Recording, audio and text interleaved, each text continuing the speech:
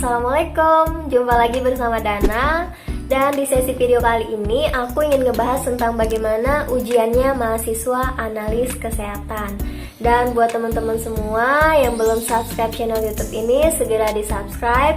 Dan buat teman-teman maba yang sudah daftar ke jurusan analis kesehatan ataupun yang sudah keterima, silakan tonton video ini sampai selesai dan dukung kita untuk tetap memberikan konten-konten yang positif. Oke teman-teman, kita lanjut ke pembahasan. Nah, jadi teman-teman, selama aku kuliah dari semester 1 sampai semester 6 ini, semua jenis dan mekanisme soal itu tergantung dari masing-masing dosen, karena setiap dosen itu berbeda-beda. Nah, untuk ujian teorinya sendiri, biasanya dosen akan memberikan kita bentuk ujian atau soal seperti pilihan ganda maupun esai, dan mekanismenya tuh sama seperti di SMA. Kita akan menjawabnya dengan secara manual, yaitu tulis tangan. Ada juga dari beberapa dosen yang memanfaatkan handphone atau melakukan ujian secara online. Jadi yang perlu teman-teman perhatikan dari ujian online ini adalah waktu yang diberikan, karena kita harus mengirim jawaban kita sebelum waktu tersebut berakhir. Karena banyak dari teman-teman aku mengirim jawaban mereka ketika waktu berakhir, sehingga nilai mereka tidak kerekam. Jadi teman-teman harus perhatikan waktu yang diberikan. Kalau bisa 5 menit sebelum waktu berakhir, teman-teman harus selesai mengerjakan soal. Bisa dibilang kalau ujian online ini adalah ujian menakutkan, karena setelah kita selesai mengisi soal, di situ akan nilai langsung keluar.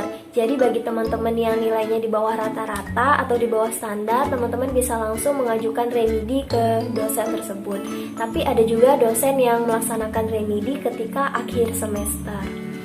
Dan selanjutnya untuk ujian praktikum, ada banyak jenis dari ujian praktikum ini. Yang pertama itu adalah praktikum langsung. Nah, jadi di ujian praktikum langsung ini kita seperti praktikum tapi tidak melihat buku dan melakukan praktikum atau menjawab soal praktikum tersebut dengan sendiri. Jadi biasanya kita akan memasuki ruangan itu, kalau nggak salah ada 6 orang. Jadi setiap meja itu akan diisi dengan masing-masing mahasiswa 1 orang. Dan di meja itu sudah ada dilengkapi seperti bahan-bahan dan alat praktikum. Jadi kita tinggal mengikuti petunjuk soal, kita harus ngapain. Dan di situ kita harus perlu perhatikan uji apa yang kita gunakan, bagaimana larutan yang kita akan gunakan, karena kita harus benar-benar mengingat dari 12 bab materi yang telah disampaikan. Jangan sampai salah, karena kebanyakan dari teman-teman aku salah menggunakan uji, karena ketika sampai di ruangan tersebut kita bingung kita harus memakai uji apa gitu. Dan untuk ujian praktikumnya bakteri, biasanya tuh soalnya tuh acak, jadi setiap mahasiswa itu mendapatkan 1 soal, dan soalnya tuh setiap mahasiswa tuh berbeda-beda. Ada yang melakukan pewarnaan bakteri, dan ada juga yang membedakan bakteri gram ataupun negatif di bawah mikroskop, ada yang melakukan kultur bakteri dan sebagainya. Pokoknya semua materi yang kita bahas dari praktikum bakteri itu semuanya keluar dari 12 bab tersebut. Dan selanjutnya ada juga ujian praktikum seperti ujian online-nya teori. Jadi dosen hanya memberikan kita soal, kita akan menjawab, dan di situ juga nilainya akan keluar.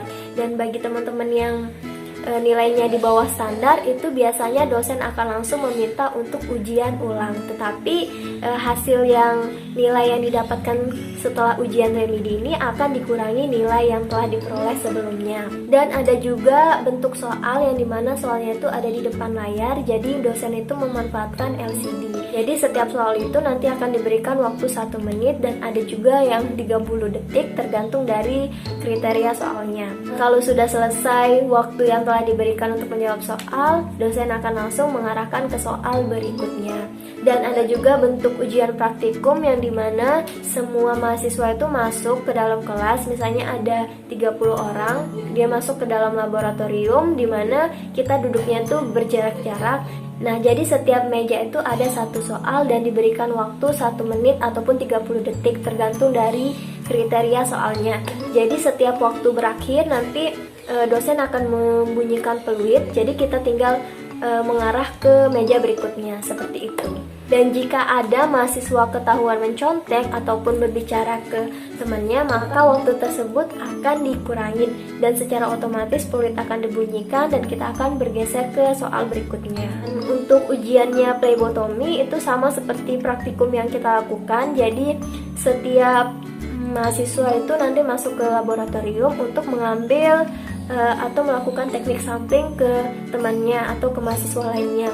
Dan di situ pun dilihat secara langsung oleh dosen. Nah, jadi di situ kita akan diamati langsung oleh dosen bagaimana teknik flebotomi yang benar yang kita lakukan untuk mengambil darah tersebut. Ada juga bentuk ujian praktikum di mana kita akan diinterogasi oleh dosen. Jadi setiap mahasiswa itu akan masuk 3 orang dan menghadap dosen. Jadi di situ kita akan diberikan pertanyaan secara langsung dan kita harus jawab secara langsung.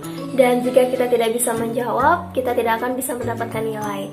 Dan biasanya semua soal itu pasti ada di materi atau di modul yang telah diberikan oleh dosen sebelum UAS atau UTS berlangsung. Jadi teman-teman harus mempelajari materi-materi yang telah diberikan dosen. Kalau bisa sebelum ujian, teman-teman harus ngerangkum terlebih dahulu poin-poin apa saja yang penting dari materi tersebut, sehingga teman-teman nanti mudah untuk mempelajarinya dan mudah untuk menghafalnya juga. Oke teman-teman, cukup sampai di sini video kali ini. Terima kasih banyak sudah mau menonton. Jangan lupa like, comment, dan subscribe, dan bila perlu share ke teman-teman kalian. Semoga video ini bermanfaat. Terima kasih banyak. Wassalamualaikum warahmatullahi wabarakatuh. Bye. When I wake up, I feel cozy, yeah.